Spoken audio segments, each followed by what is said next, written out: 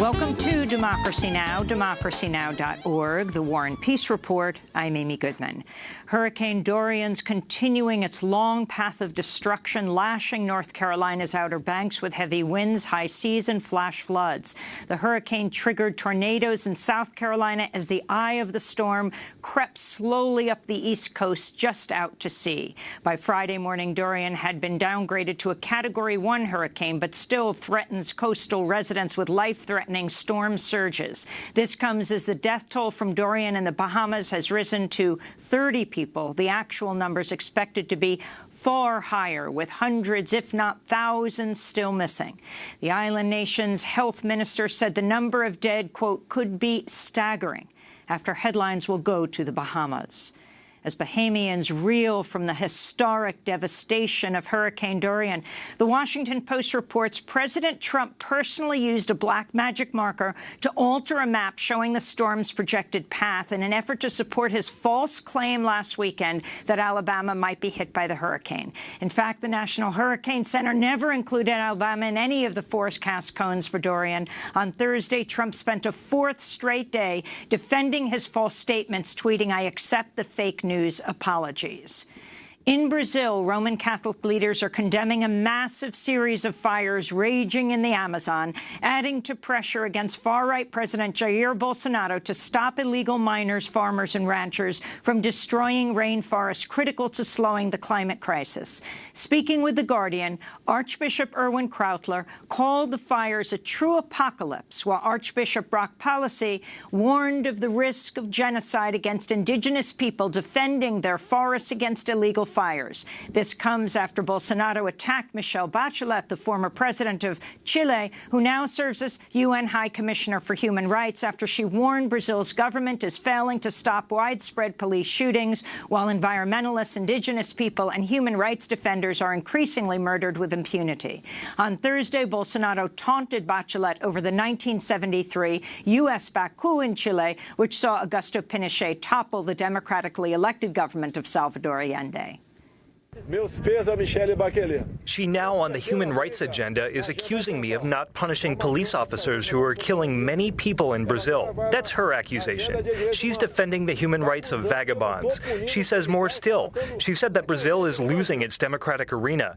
Mrs. Michelle Bachelet, if people led by Pinochet had not defeated the left of 1973, including your father, today Chile would look like Cuba.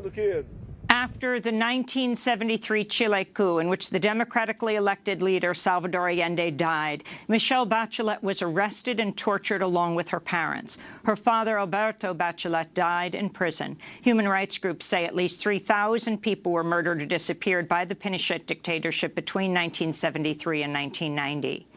In Afghanistan, the Taliban's claiming responsibility for a suicide bomb attack near the U.S. Embassy in the capital, Kabul, Thursday, that killed 12 people, wounding 42 others. Among the dead were 2 NATO soldiers, one from Romania, the other from the U.S. The blast came as a U.S. State Department negotiator was returning to Doha, Qatar, for the next round of talks with the Taliban aimed at ending the longest war in U.S. history. According to the Pentagon, there have been at least 2,437 U.S. troops killed in Afghanistan since 2001.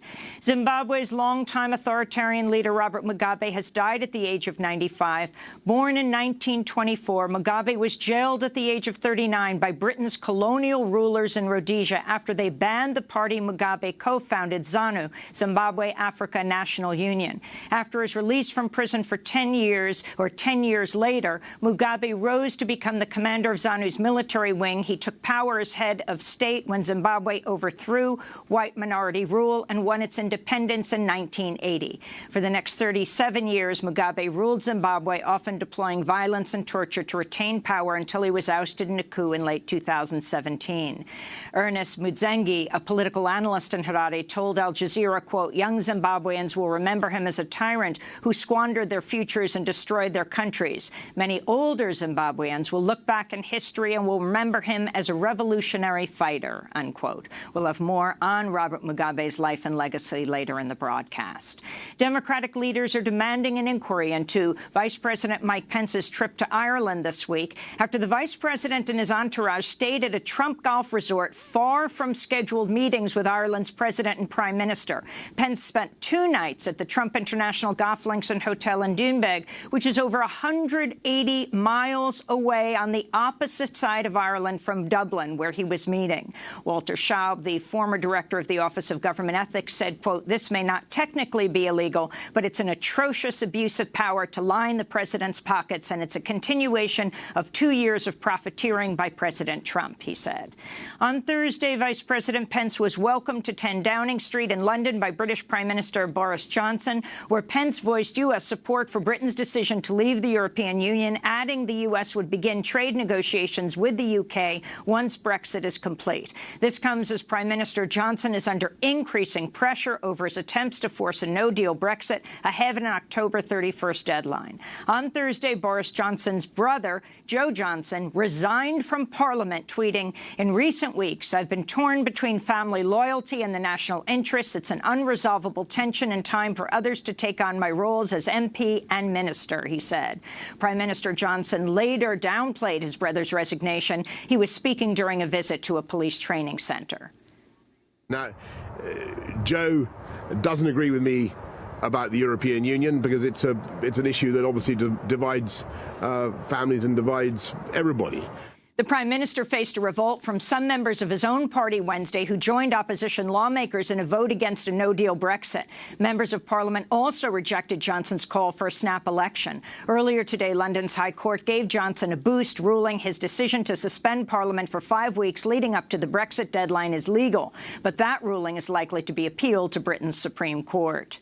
Back in the United States, a federal judge in Virginia ruled Thursday a federal watch list of people deemed by the government to be known or suspected terrorists violates the rights of U.S. citizens. The list of at least 1.2 million names contains nearly 5,000 American citizens who the court ruled are protected by the Constitution.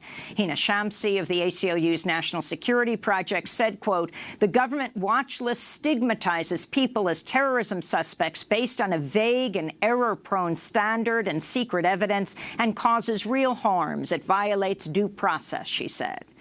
The Trump administration said Thursday it supports the privatization of Fannie Mae and Freddie Mac, a pair of massive government-supported companies that back about half of all mortgages in the U.S. The federal government assumed control of Fannie and Freddie in 2008 at the height of the global financial crisis, which was triggered by the collapse of the subprime mortgage market. Trump's plan drew immediate fire from Democratic leaders. Ohio Senator Sherrod Brown, the ranking Democrat on the Senate Banking Committee, tweeted, "President Trump's housing plan will make mortgages more expensive and harder to get. I'm urging the president, make it easier for working people to buy or rent their homes, not harder," Brown said. The Trump administration's former top official overseeing oil and gas drilling on federal lands is joining an oil company that's seeking to expand its operations in remote parts of northern Alaska near the Arctic National Wildlife Refuge. Joe Balash stepped down as the Interior Department's Assistant Secretary for Land and Minerals Management last Friday, and this week he confirmed he's joining the Papua New Guinea-based company Oil Search as a senior vice president. Danielle Bryan of the Project on Government Oversight told the Washington Post, quote, "It's hard to have confidence that decisions he was making while he was working for the taxpayers were not impacted by his aspirations or hopes to go work for a company that was materially affected by his work," unquote. San Francisco's Board of Supervisors has voted unanimously to declare the National Rifle Association a domestic terrorist organization, and it's calling on other cities and countries around the U.S. to follow suit. The resolution was authored by Supervisor Catherine Stephanie. And in Massachusetts, at least a dozen people were arrested Thursday evening at an Amazon office in Cambridge as they held a sit-in protest against the online retailer's contracts with Immigration and Customs Enforcement. Video from Amazon's office cameras showed activists with the Jewish-led group Never Again Action blocking elevators while protesters left a banner outside the building reading, "Never again means no tech for ICE." They were condemning Amazon's attempts to sell controversial facial recognition recognition technology to ICE. Earlier that day, hundreds of protesters marched from Boston Holocaust Memorial to Amazon's Cambridge building, chanting slogans like, "Never again" means abolish ICE. This is one of the protesters. As Jews, we have witnessed how technology companies willfully partner with racist governments to support state violence.